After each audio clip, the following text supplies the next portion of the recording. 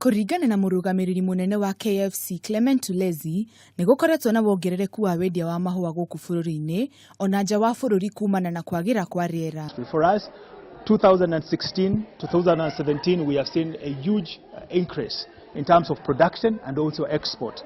We are anticipating that 2018 will even be much better. We have seen through the Valentine period that the export that we had was much better than what we have had for the last 5 years. Ona kũrĩ ũguo, nĩ orĩtie thirikari ĩmahũthĩrie mũrigo, kuona atĩ nĩ marĩhagia igoti nĩ thirikari nene na thirikari ya kaunti, ũndũ ũrĩa rĩu ũtũmaga thogora wa gũkũria mahũa maya ũkorwo ũrĩ igũrũ mũno. We want this harmonized so that we know that we are able to pay certain taxes, and that is it, not when we are taxed by the national government and also taxed with the county government. Oho itemi-inĩ rĩa gũtigĩrĩra wendia ũyũ nĩ wagacĩra, rũhonge rũrũ nĩ rũbangĩte kũnyitanĩra na kambuni ya ndege ya Kenya Airways harĩ gũtwara mahũa maya mabũrũri ma Rũraya. So having a reliable source of water will really reduce the cost of doing business for us. Mahũa nĩ njĩra ĩmwe nene ya kũrĩa bũrũri wĩmathagĩra utonga mũnene. Handũ-inĩ ha Kameme wonjoria, rĩtwa rĩakwa nĩ Wanjiku wa Kahiu.